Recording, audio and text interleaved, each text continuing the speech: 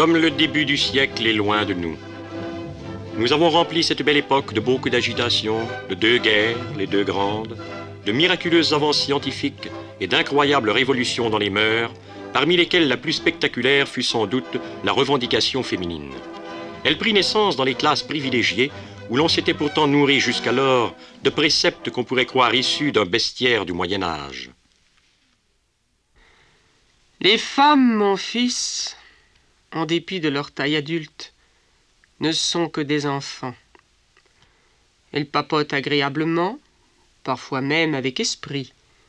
Mais pour ce qui est du bon sens et de la raison, je n'en connais aucune qui en ait assez pour s'en servir 24 heures de suite. Une femme n'est qu'un animal, et encore pas même au sommet de l'échelle animale. J'ai la certitude que la femme sera de toutes les créatures la dernière que l'homme pourra civiliser. On a raison d'exclure les femmes des affaires publiques et civiles. Rien n'est plus opposé à leur vocation naturelle que tout ce qui leur donnerait des rapports de rivalité avec les hommes.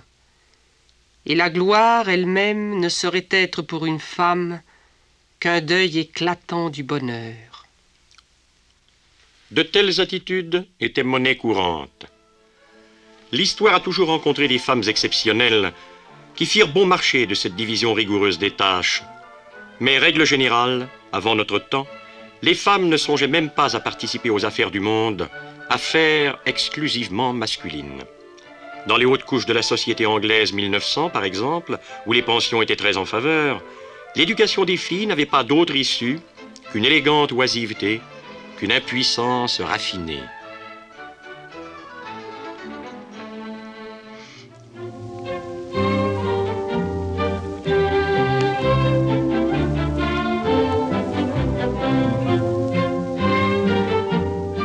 Leurs études terminées, ces demoiselles fortunées allaient en Europe continentale couronner leur formation par un long voyage très accompagné, fort étroitement surveillé et consacré à d'innocentes contemplations et visites. Parmi les touristes, elles rencontraient de jeunes Américaines, pas seules non plus, et à marier aussi.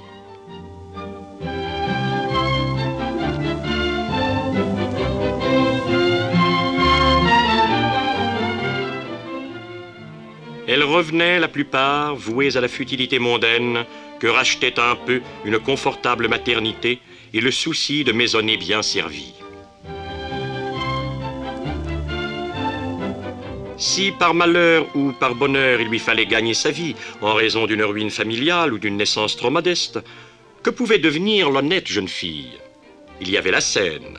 Les Adelina Patti et les Sarah Bernard étaient assez bien vues surtout des hommes. Elle pouvait plus sûrement et plus sagement sans doute devenir infirmière ou demoiselle du téléphone et espérer être un jour promue au poste de surveillante, ou encore dactylo, avec la possibilité d'accéder aux fonctions subalternes de secrétaire. Ou bien institutrice, profession consacrée à l'enfance et considérée comme le prolongement d'une vocation naturelle. Enfin, gouvernante d'enfants riches, situation qui ne déclassait pas complètement. Les tâches acceptables ou tout simplement accessibles aux jeunes filles bien n'étaient pas nombreuses. Dans la classe ouvrière, le travail féminin ne présentait rien de neuf et ne soulevait aucune difficulté de convenance. Le choix était simple. C'était n'importe quoi, et le plus possible pour le moins possible. Pendant cette exploitation consécutive à la révolution industrielle, des millions de femmes auront manifesté toute l'énergie nerveuse, toute la force musculaire et toute l'endurance imaginable pour justifier l'égalité de traitement avec l'homme. Mais il fallait une idée nouvelle, l'idée que l'humanité est couple. Il fallait à cette idée de nouveaux apôtres. Il fallait tout un immense mouvement d'opinion. En un mot, une révolution dans les esprits.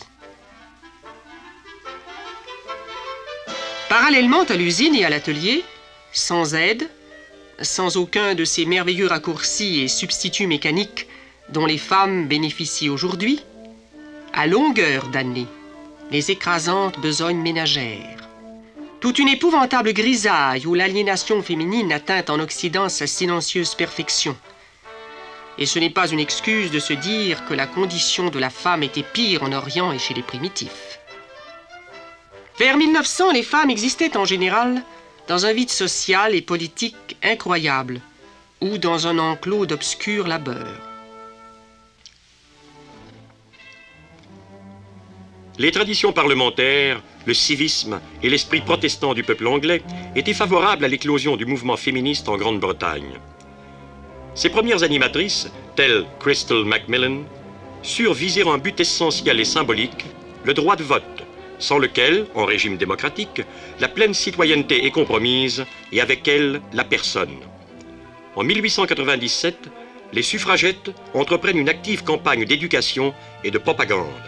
Elles font appel au bon sens et à la générosité du public et des autorités.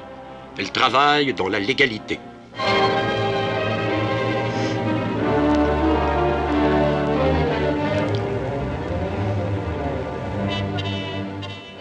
Six ans d'efforts délicats et distingués ne donnèrent rien.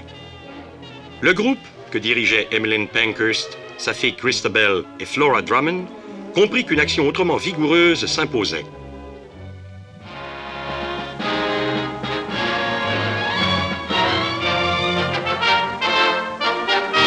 Ces femmes admirables et terribles fondent en 1903 la Women's Social and Political Union et consacrent dès lors à la cause, avec un fanatisme nécessaire, toutes leurs énergies, toute leur vie. De la simple réclamation, elles passent à la revendication militante, qui supposait le recours à la violence, pour imposer le scandale de leur présence diminuée, exaspérer la tension des pouvoirs, obliger la loi à se compromettre et obtenir une première reconnaissance, négative évidemment, mais indispensable.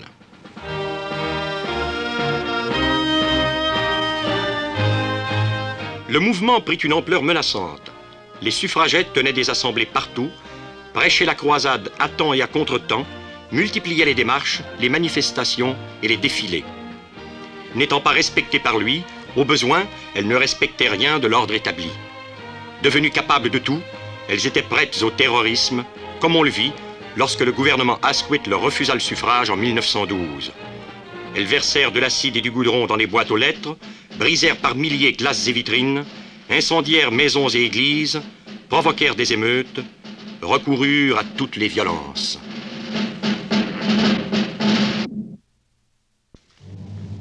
Héroïques et forcenées, elles manquèrent assassiner le Premier ministre et tentèrent même de prendre d'assaut le palais de Buckingham. Les suffragettes prévoyaient une prompte réaction policière qui, en effet, ne se fit pas attendre et qui ne fut pas tendre. Leurs incessantes provocations les firent arrêter et emprisonner par centaines. Ainsi, le mouvement reçut-il une immense publicité.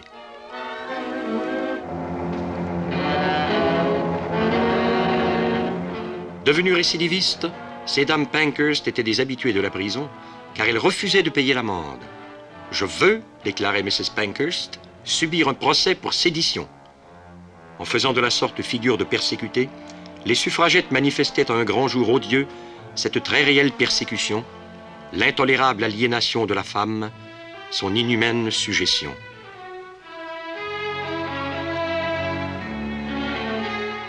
La répression se faisant plus sévère, les militantes eurent recours à la grève de la faim avec une telle détermination qu'on dut souvent les relâcher pour les empêcher de mourir. Rétablies, elles revenaient en prison. On imagine à quelle pression, angoisses et indignités ces nobles femmes s'exposaient. Leur héroïsme apparut insensé, mais il donnait mauvaise conscience au monde. Après 6 ans de lutte, Mrs. Pankhurst avait réussi à intégrer à l'étoffe du temps sa revendication.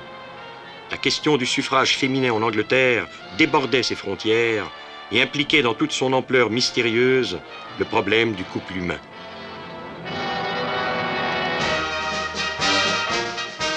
Des mouvements parallèles à celui des suffragettes britanniques s'étaient d'ailleurs constitués ici et là.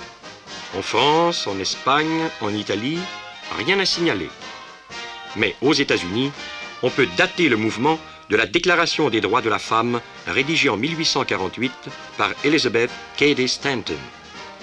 En 1896, le suffrage féminin existe dans 4 États. Si les suffragettes américaines suivent de très près les moindres gestes de leurs contemporaines anglaises, le contexte de leur action ne les oblige pas à tant de violence. Cependant, la lenteur des moyens ordinaires de pression multipliait les impatiences et, au moment de leur victoire de 1920, les Américaines étaient prêtes à la révolte, prédite en 1776 par Abigail Adams à son mari John, le successeur de Washington.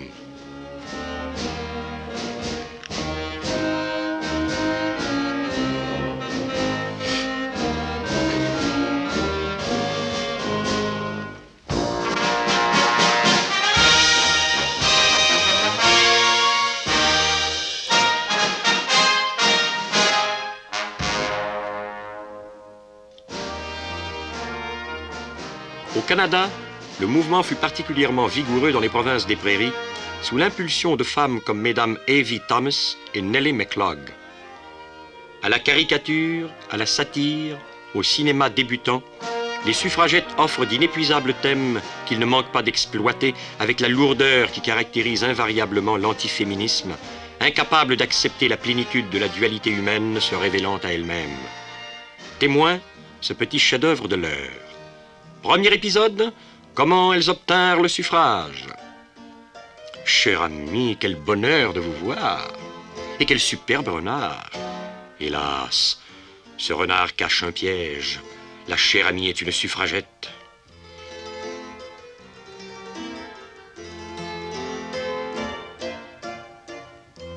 Mon Dieu, cachez ce sein que l'on ne saurait voir.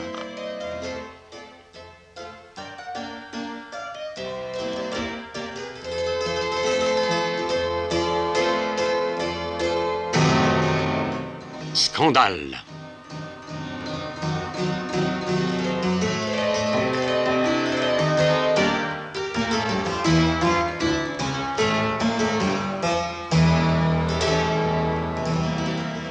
Deuxième épisode, une semaine plus tard.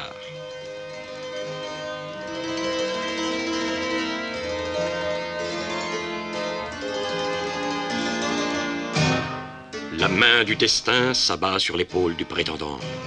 À moi compte 2 mots. Vous voulez ma fille? Et êtes-vous en faveur des suffragettes?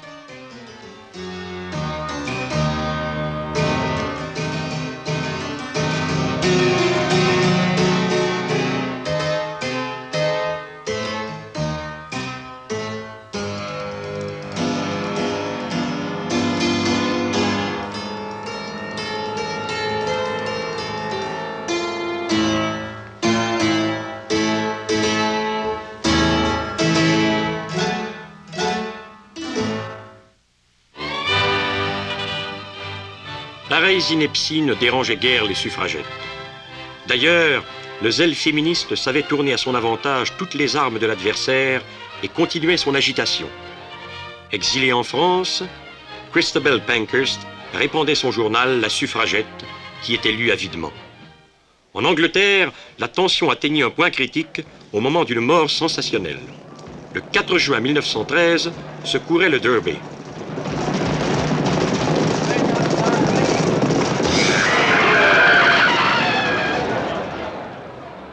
Emily Davison, une militante, se jette à la tête d'un cheval et est tuée.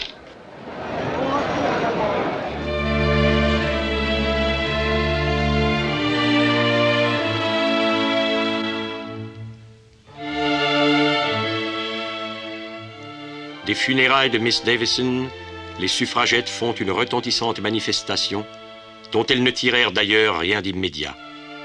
Mais l'influence de leur action persistante et violente travaillait les esprits en profondeur, rongeait les résistances superficielles, cristallisait des intentions éparses. Elle était promise à la victoire parce qu'en dernière analyse, le mouvement féministe tout entier exprimait un progrès de la conscience collective et marquait une étape de l'humanité vers sa maturité, encore aujourd'hui inconcevablement lointaine. Devant ces images, comment hommes et femmes ne pas reconnaître notre extrême jeunesse ?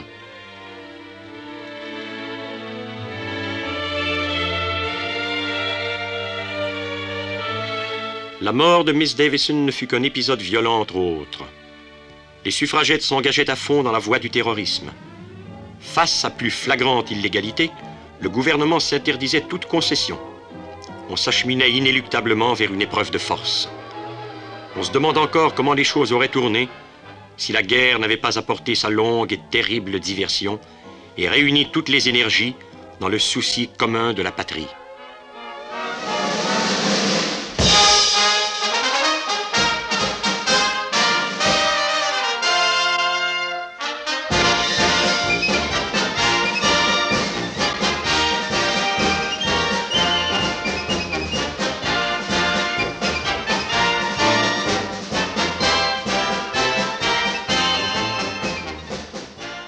Les suffragettes haranguent toujours les hommes, mais dorénavant pour les encourager à s'enrôler et non plus pour les persuader de leur accorder le droit de vote.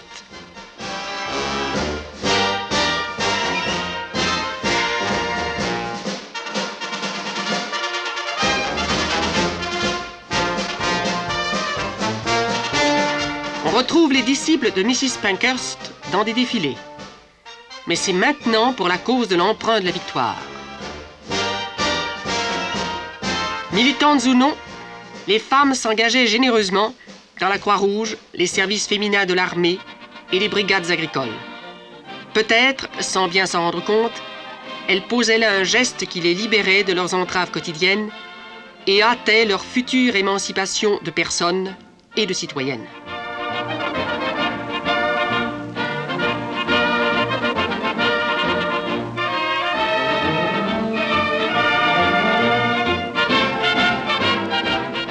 L'amnistie fut accordée aux suffragettes, encore en prison, et Mrs. Pankhurst et ses amis n'hésitèrent pas à entreprendre des tournées de discours en faveur du recrutement.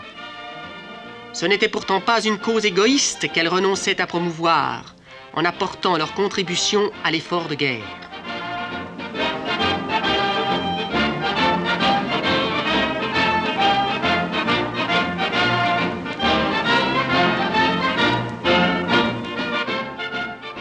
Les militantes militaient désormais pour la patrie. Et des milliers d'autres jeunes femmes de toutes conditions s'arrachèrent brusquement les unes à leur étouffante sécurité, les autres à une inqualifiable exploitation, pour aller partager d'aussi près que possible la vie menacée des combattants. Beaucoup périrent en mer à bord de leurs navires hôpitaux torpillés. Pareils sacrifices eurent sur l'opinion masculine un retentissement lumineux. Les hommes se mirent à découvrir une chose, que ni les Grecs, ni le Moyen-Âge, ni la Renaissance, ni 89 n'avaient su leur apprendre, à savoir que la femme existe socialement.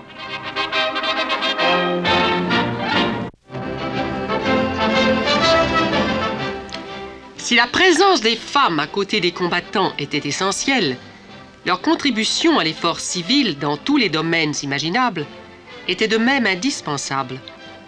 Là-bas, elles aidaient les hommes. Ici, elles les remplaçaient. En Europe et en Amérique, l'absence de 20 millions d'hommes mobilisés aurait été fatale sans l'embauchage féminin.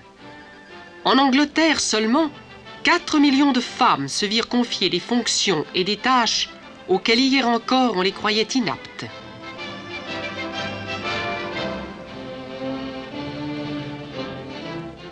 Dans les usines et les administrations, en tout et partout, les femmes donnèrent des preuves éclatantes, irréfutables, de force et de courage, de souplesse et d'initiative, et d'aptitude à la discipline et à la responsabilité.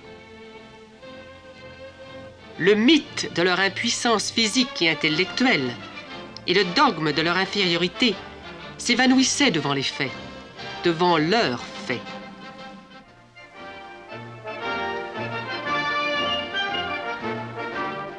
Elles achevaient de se découvrir et de se confirmer elles-mêmes dans l'exaltation de la liberté et un sentiment profond de dignité. Leurs maîtres comprennent que la revendication féministe repose sur une exigence personnelle égale à celle de l'homme. Ils commencent bientôt à y faire droit. En 1915, la Finlande, la Norvège, l'Islande et le Danemark accordent le suffrage aux femmes après la Nouvelle-Zélande et l'Australie. L'année suivante, la réforme électorale s'amorce en Angleterre avec l'appui d'un Asquith, hier son intraitable ennemi.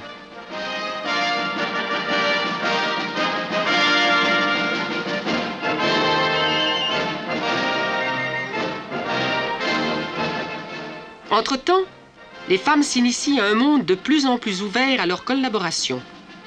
Elles se montrent parfaitement à l'aise dans des techniques aussi compliquées et apparemment aussi viriles que celles de l'aviation. Par la voie de l'industrie, de ses usines et laboratoires, elles pénètrent dans le domaine de la science. Elles dépasseront en effet le niveau de la simple technique pour accéder au plan de la théorie, lequel suppose les hautes abstractions mathématiques considérées comme un apanage du cerveau masculin. «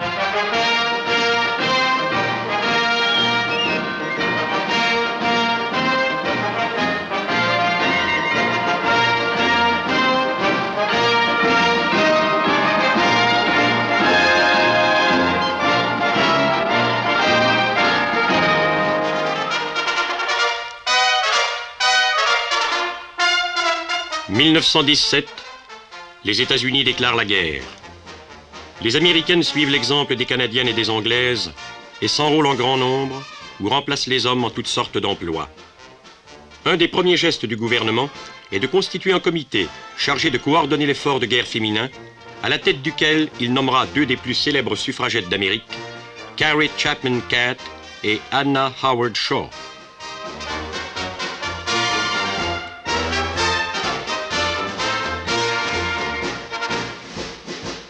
La présence sollicitée des femmes durant la Première Grande Guerre suppose une modification révolutionnaire des mentalités, et seul le regard historique permet d'en mesurer l'ampleur. On était effaré de constater l'influence tantôt grossière, tantôt subtile du préjugé antiféministe sur la pensée la plus haute des hommes.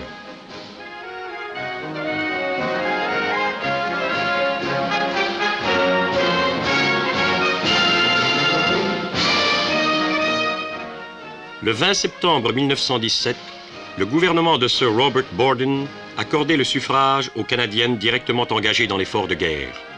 L'année suivante, toute citoyenne âgée de 21 ans et plus avait le droit de vote. Les femmes se sont montrées dignes de prendre part à la vie politique de leur pays, reconnaissait Sir Robert. Les dirigeants de la province de Québec en arrivèrent à la même conclusion en 1940, pendant le gouvernement de l'honorable Adélard Godbout. En janvier 1918, la femme de 30 ans, reconnue mûre et adulte, obtenait le droit de vote en Angleterre. Mrs. Pankhurst triomphait partiellement. 10 années encore devaient s'écouler avant l'octroi du suffrage universel.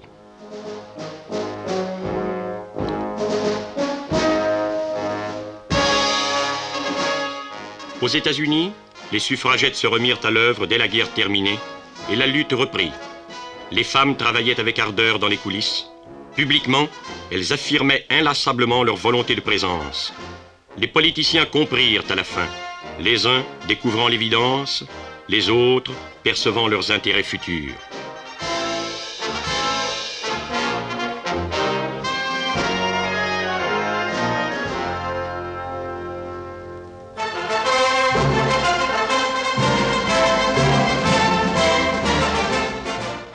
Les femmes obtiennent enfin le suffrage en 1920 et prennent aussitôt une part très active à la vie politique.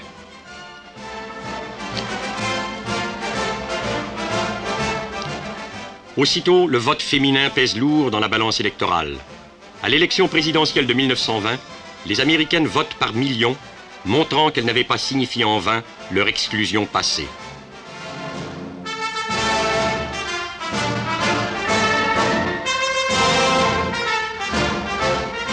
Les femmes ont alors droit de vote en 18 pays et les parlements les accueillent pour la première fois. C'est Lady Astor à la Chambre des communes britanniques dès 1919. 2 ans plus tard, au Canada, c'est Agnes MacPhail qui conserva son siège durant 19 années consécutives.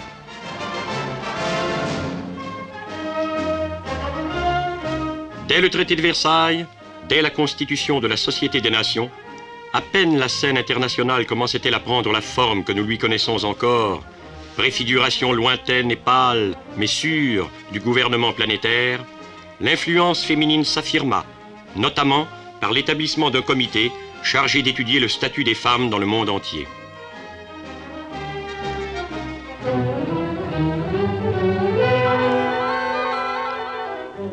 Un des premiers résultats de la Révolution russe fut le suffrage universel et l'accès théorique des femmes à toutes les charges. Les soviets poussèrent le souci de l'égalité jusqu'à une regrettable compromission de la féminité. Ils durent rétablir l'équilibre, mais chez eux, la femme aura été d'emblée reconnue. La Française apparaît isolée. Elle n'obtient le droit de vote que sous De Gaulle après la Libération. Certes, le Sénat s'entêtait avant la dernière guerre, mais il n'était pas seul en cause. Au fond, plus d'un courant psychologique et juridique était hostile à la pleine émancipation féminine. Cependant, les Françaises n'avaient pas de plus redoutable adversaire que leur propre individualisme. Quoi qu'il en soit, après la Première Grande Guerre, un chapitre se termine dans l'histoire de notre civilisation. Chapitre que résume maintenant Maître Elisabeth Monk, première des avocates inscrites au barreau de la province de Québec. La génération de jeunes femmes qui ont, pour ainsi dire, trouvé le bulletin de vote parmi leurs cadeaux de 21e anniversaire est parfois encline à trouver amusante et même ridicule l'histoire des suffragettes militantes de l'Angleterre. Que ce film nous rappelle la dette que nous devons à cette avant-garde de femmes qui ont enduré le ridicule, et non seulement le ridicule des hommes, les souffrances physiques, l'emprisonnement et même la mort. Ce n'était pas, comme l'ont prétendu certains critiques, la recherche de la publicité qui les a motivées. Certes, il y a des moyens beaucoup plus agréables à atteindre ce but. Femmes ayant une forte éducation, jouissant d'une certaine aisance qui leur permettait de prendre part aux croisades interdites à leurs sœurs moins heureuses, elles étaient motivées par deux considérations maîtresses. Le besoin ressenti par chacune d'elles de se faire reconnaître comme être humain et l'obligation, si vous me le permettez, de noblesse oblige, de venir à l'aide des femmes dans une position moins avantageuse, exposées aux abus et rigueurs de certaines lois. À tant de ricanements qui saluèrent l'effort féminin, noblesse oblige n'est pas une mauvaise réponse. Et ce qu'il recouvre cette fois, ce n'est plus une attitude de caste, mais une prise de conscience universelle. Et déjà, pendant que les dernières manifestations se déroulent encore dans certains pays, au Canada, en Grande-Bretagne et aux États-Unis entre autres, les femmes nanties du droit de vote s'attaquent énergiquement aux problèmes de l'heure.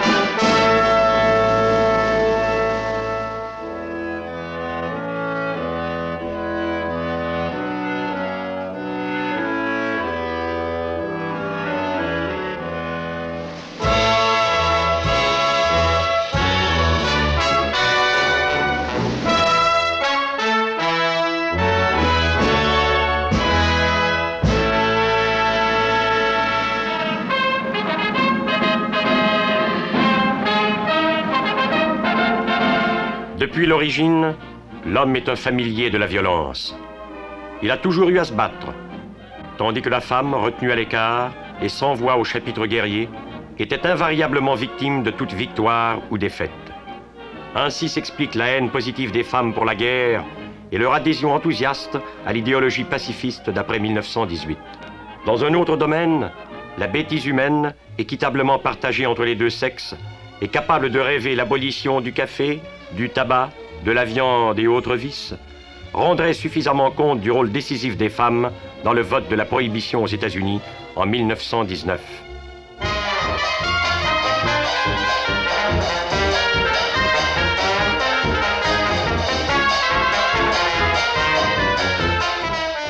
Si là, leur influence si chèrement acquise fut déplorable, à leur honneur, les Américaines n'étaient pas unanimes.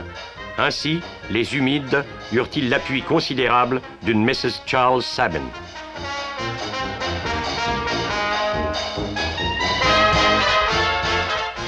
Alors commencèrent les folles années 20. Années folles, c'est vite dit. Elles furent en tout cas pour les femmes libérées le moment d'étonnantes affirmations.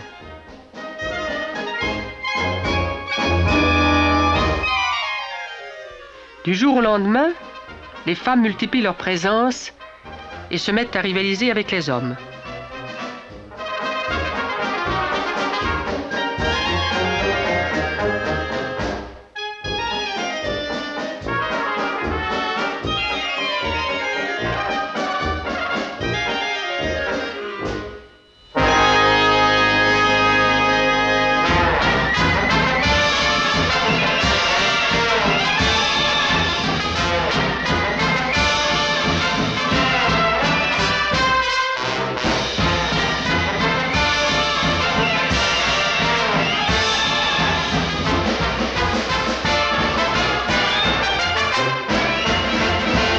En 1926, Gertrude Ederle traverse la Manche à la nage, surpassant les records masculins. Mais il y avait plus sérieux. Ainsi, en 1932, Amelia Earhart répète l'exploit de Lindbergh en survolant toute seule l'Atlantique. Nous devons tout tenter comme les hommes, disait-elle. À la même époque se situe l'accession féminine aux sources du haut savoir. Bien des jeunes étudiantes d'alors prendront place parmi les grands penseurs contemporains. Un panorama de la pensée féminine au XXe siècle révélerait une intelligence capable à sa façon des mêmes abstractions et des mêmes spécialisations que celle de l'homme.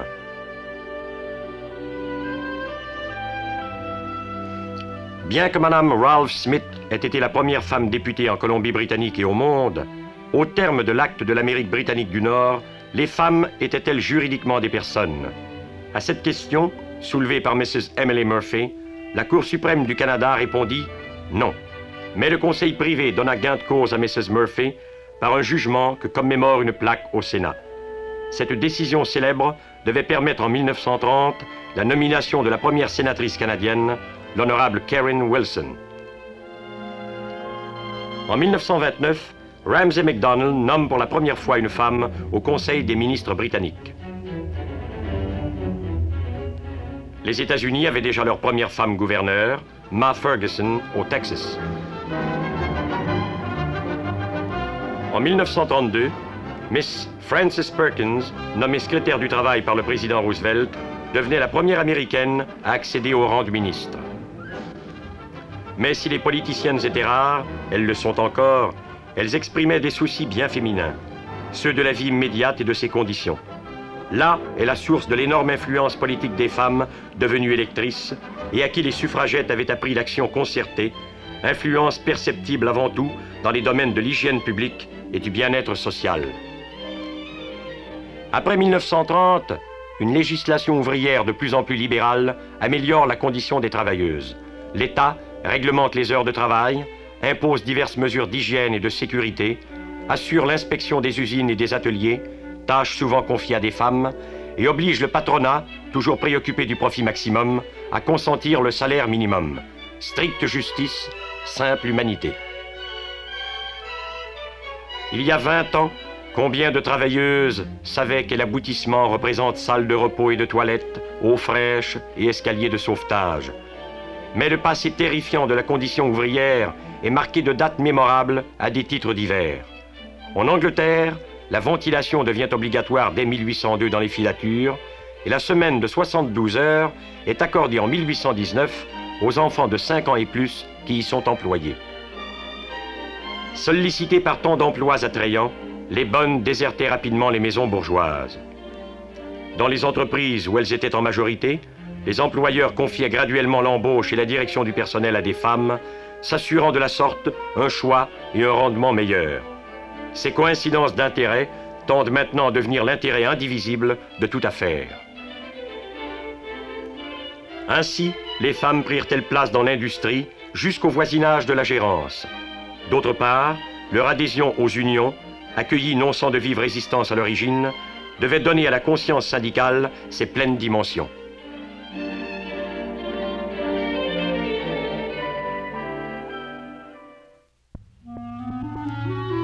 En 1900, 200 000 femmes étaient employées de bureaux aux États-Unis. 30 ans plus tard, on en comptait 2 millions. Elles sont aujourd'hui partout si nombreuses que les bureaux sont devenus de véritables royaumes de femmes et que cet envahissement constitue un des principaux phénomènes sociaux du XXe siècle. Si la plupart refusent encore le vœu de stabilité consenti aux écritures par les ronds de cuir, si elles quittent facilement le bureau pour se marier, leur nombre seul suffit à révéler le rôle essentiel qu'elles jouent dans la vie économique des pays.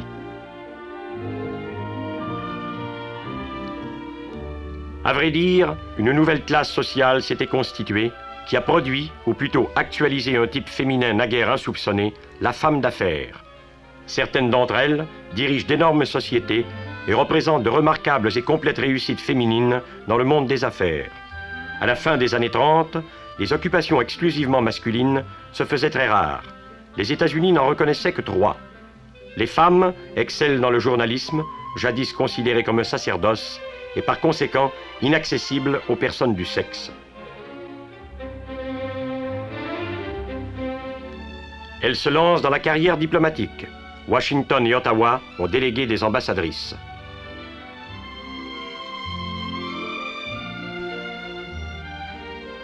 Rien d'humain n'est désormais étranger à la femme, pas même la cautèle et l'austérité de la loi. Une année, à l'immense surprise des fermiers du monde, une femme remporte le premier prix à l'exposition internationale du grain à Chicago.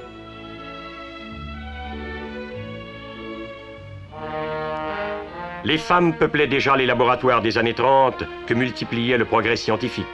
Leur apport dépasse aujourd'hui de bien loin la simple assistance technique et contribue à d'importantes découvertes en physique et en chimie. En nombre croissant, elles s'aventurent dans les champs de la médecine et de ses spécialités, de l'art dentaire à la chirurgie.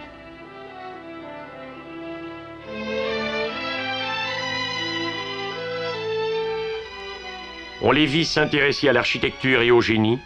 Quant à l'art, ils les engageaient et elles s'y affirmaient avec autorité. Tous les domaines s'ouvraient à leur intelligence. Météorologie, aérodynamique, astronomie. En 1939, les femmes d'Occident s'intègrent définitivement à ce monde qui prétendait diminuer leur présence. Au sein de la société où leur présence s'est tellement étendue, la Deuxième Grande Guerre atteint les femmes directement. Le conflit est partout, la guerre est totale. En plus de remplacer les hommes dans les mêmes tâches qu'en 1914, elles participent de bien plus près à la défense active. Les Anglaises se voient attribuer des fonctions paramilitaires, voire proprement guerrières.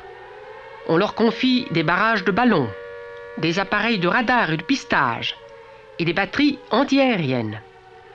Elles servent par milliers à la défense passive. Les femmes de Russie livrèrent une même bataille et se dépensèrent elles aussi sans compter auprès de leurs hommes jusqu'à la victoire. Les aviatrices anglaises renommées, engagées dans la section féminine du transport auxiliaire aérien, livraient aux aérodromes militaires des avions frais sortis des avionneries. Des femmes furent parachutées dans les maquis de la résistance. plusieurs allaient vers une mort affreuse. En certains pays envahis par les nazis, comme la Yougoslavie, où les conditions favorisaient la résistance, il y avait peu de place pour les non-combattants. De nombreuses guérillas, composées d'hommes et de femmes, s'organisèrent dans les montagnes, d'où elles descendaient tendre des embuscades à l'ennemi. Les femmes se battaient aussi férocement que les hommes et s'exposaient aux mêmes représailles.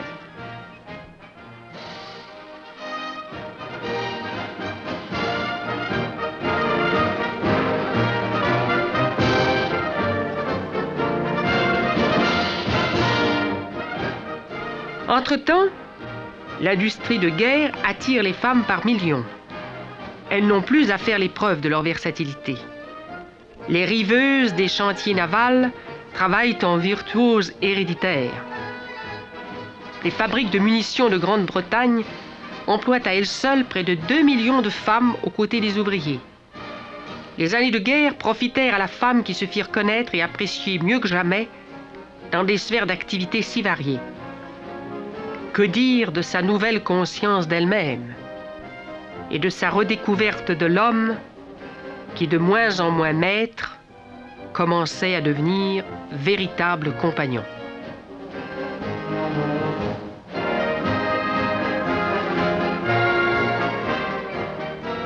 Dès après la guerre, la cause féminine remporte une série de victoires retentissantes. 23 pays leur accordent le droit de vote. L'action politique des femmes s'accroît avec leur représentation. Les États-Unis ont une sénatrice et le 85e Congrès compte 5 représentantes. Aujourd'hui même, malgré une augmentation considérable, en Angleterre notamment, on est encore loin de la représentation à parts égales, mais elle est déjà assurée. Le docteur Edith Summerskill devenait la 4e femme ministre en Grande-Bretagne et en 1945, les électeurs envoyaient 24 femmes aux communes, dont Mrs. Bessie Braddock, le très redoutable député de Liverpool. Au Canada, Mme Thérèse Casgrain, accompagnée ici de la sénatrice Karen Wilson, est la première femme du Québec à poser une candidature fédérale.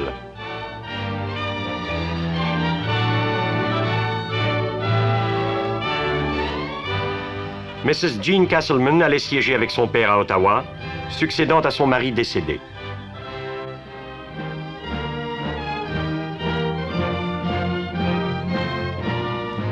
Après l'octroi du suffrage, les femmes remportèrent 5 sièges dans les provinces. Et en 1949, Mrs. Nancy Hodges devenait présidente de la Chambre en Colombie-Britannique, fait inouïe dans le Commonwealth.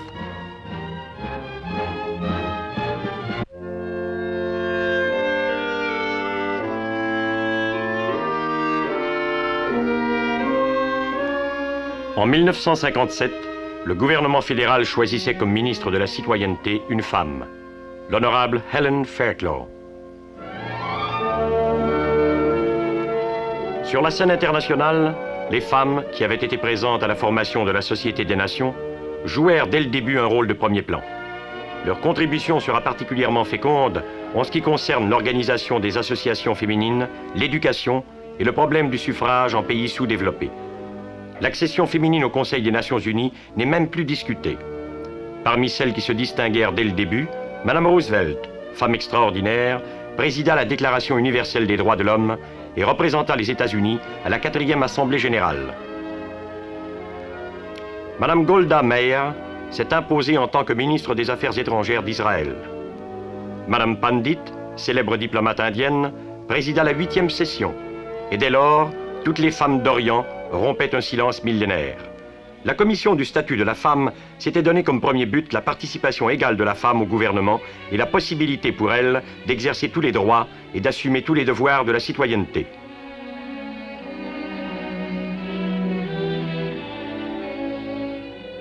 La parole est à la déléguée du Royaume-Uni.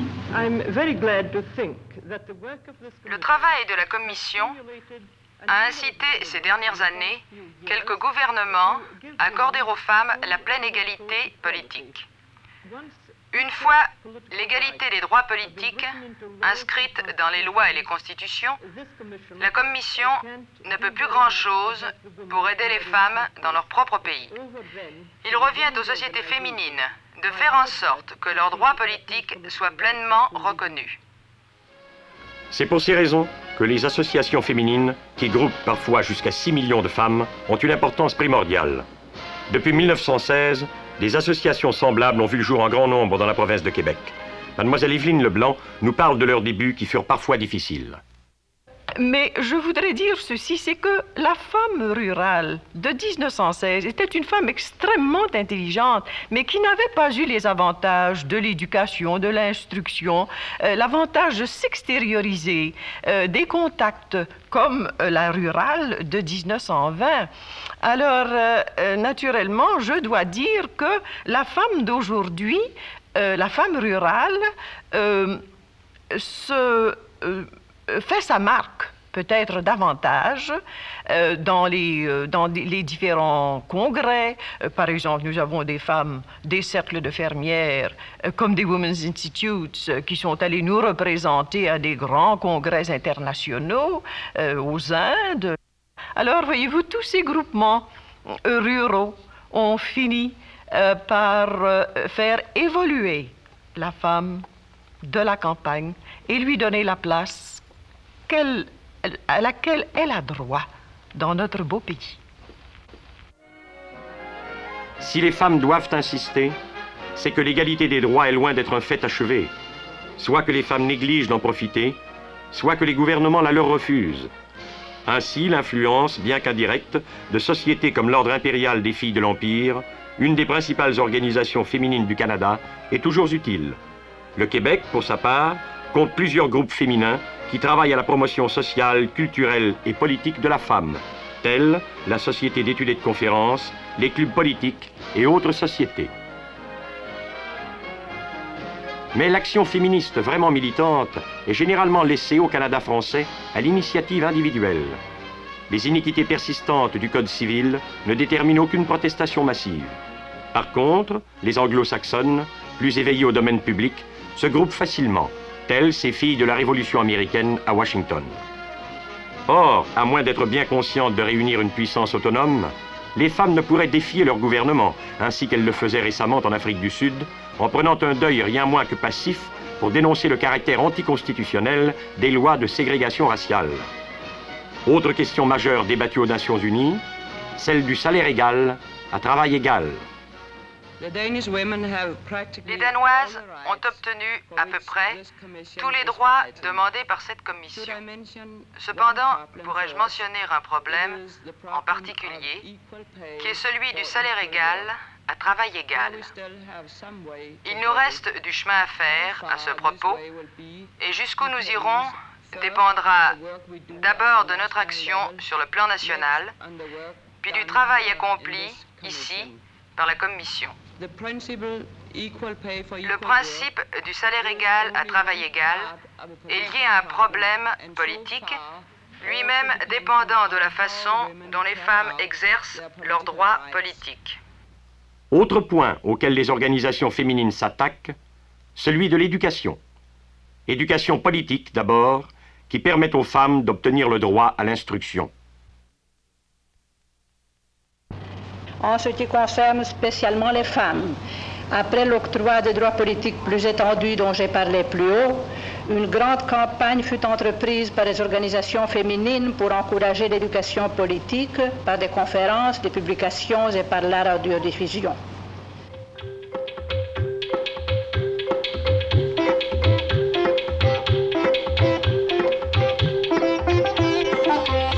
Si cette éducation politique est éminemment nécessaire en pays sous-développés, elle l'est tout autant des pays comme le Canada, où des femmes s'en occupent d'ailleurs activement.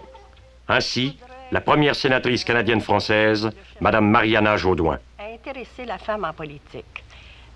Décidément, il faut bien l'avouer, la femme en politique n'a pas d'intérêt aussi personnel que l'homme, parce que c'est plutôt par dévouement et surtout toujours en vue de défendre la famille. Aujourd'hui, les domaines sont ouverts à la femme dans bien des dans la médecine, dans le droit, enfin, dans bien des domaines qui étaient tout à fait inconnus pour elles autrefois. Et vraiment, nous le constatons chaque jour, il y a un grand nombre de femmes qui se dirigent dans ces domaines-là et qui réussissent merveilleusement bien. En politique, c'est peut-être un peu plus difficile parce qu'elle, jusqu'à présent, vraiment, elle ne pouvait pas avoir beaucoup d'ambition personnelle parce qu'il y avait très peu de femmes qui se sont présentées comme députées. Et la femme, naturellement, se disait, mais mon Dieu, à quoi bon toujours travailler pour rien? Mais tout de même, la femme comprend, ayant le cœur très large, qu'elle doit travailler pour son pays, pour sa famille, et je crois qu'il s'éveille chez elle un goût de la politique.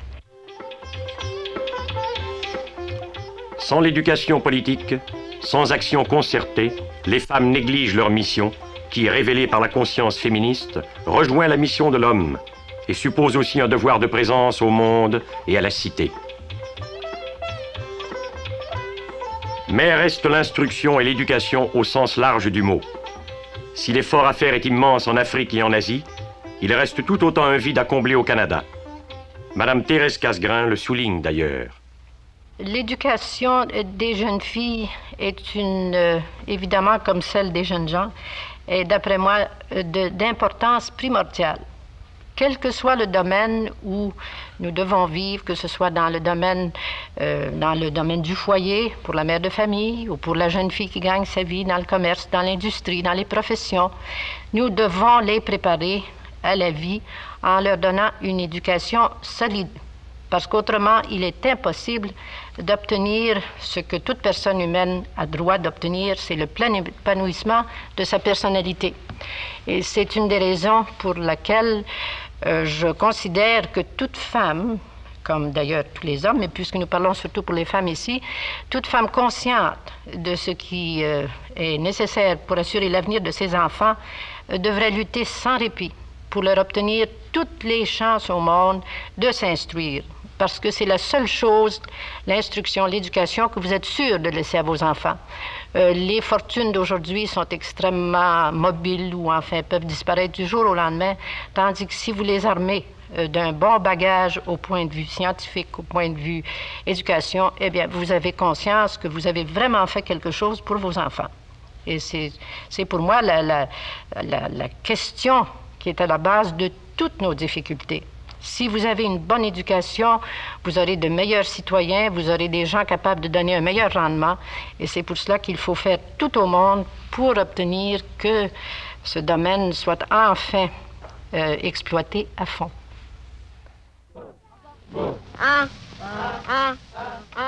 Mais l'éducation est-elle vaine sans l'égalité juridique?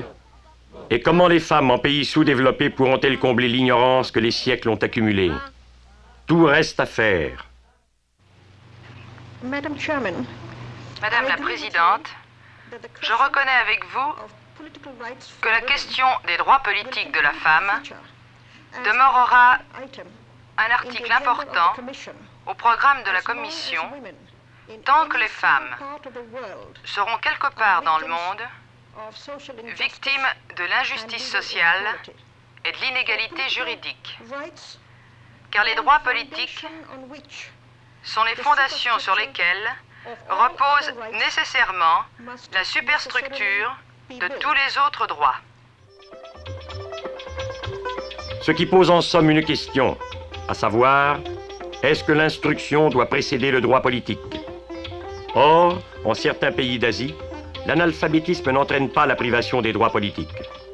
Prenons le cas de l'Inde, où, à la première élection générale en 1951, 88% des électeurs ne savaient ni lire ni écrire. Les électeurs pouvaient identifier les partis grâce à des symboles distinctifs tenant lieu de bulletins de vote. Aux commissions des Nations Unies, cette question devait soulever des débats intenses, comme le rappelle Madame Berger, qui représenta le Canada à cette commission. En 1952, quand j'étais déléguée du Canada aux Nations Unies, sur 600 délégués, nous étions 18 femmes. 18 contre 600, ce n'est pas encore l'égalité. Malgré notre petit nombre, nos collègues masculins ont eu la galanterie de nous dire que nous avions accompli notre tâche, parfois délicate, avec tout le tact et l'énergie que pouvait attendre de nous notre pays. L'une des motions qui touche de près le sujet dont nous parlons fut l'introduction possible du vote des femmes dans les pays sous-développés. À cette époque, plusieurs grandes puissances hésitaient sur l'opportunité d'une mesure qui devait conduire sans transition des femmes dont le développement intellectuel et les notions politiques étaient souvent nuls. Les conduire, dis-je, sans transition, vers leur majorité politique et leur faire assumer le rôle de citoyennes conscientes de leurs devoirs. Le débat fut intense et finalement, la majorité des votes indiquait la nécessité de l'étude de ce projet. On arriva à une convention adoptée par 46 voix contre aucune, dont 11 abstentions, le bloc soviétique, les pays arabes. Avec quelques modifications, cette convention fut signée par 24 pays qui assurent à la femme l'égalité avec l'homme quant au droit de vote, au droit de remplir des fonctions politiques, au droit de poser sa candidature aux élections. On peut en déduire que l'importance du vote de la femme est actuellement unanimement reconnue. Pour l'avenir, il semble peu probable que l'on fasse marche arrière. Ce serait vraiment se singulariser que de nier l'importance du rôle de la femme dans les activités modernes. On la trouve partout, dans les arts, sciences, lettres, politique, commerce, industrie, finance, administration. On reconnaît aussi à la femme un souci marqué pour la défense des faibles, la sauvegarde de l'enfance, le bien-être social, la protection de la famille. Et d'une façon générale, les femmes n'hésitent pas à élever leur voix en faveur de la charité, de la concorde et de la paix. Vieille routine que les élections. Pour les hommes, oui. Les femmes, elles, n'y participent que depuis 2 générations à peine. Le suffrage, si durement conquis, n'achève pas, loin de là, la promotion de la femme. Par lui, la femme impose sa qualité de personne, donc de libre citoyenne, aux entières capacités juridiques. Mais en même temps, elle se révèle douée d'aptitudes égales et apparemment identiques à celles de l'homme. Elle se révèle nouvelle à l'homme et à elle-même, destinée à jouer son rôle immense dans la société humaine.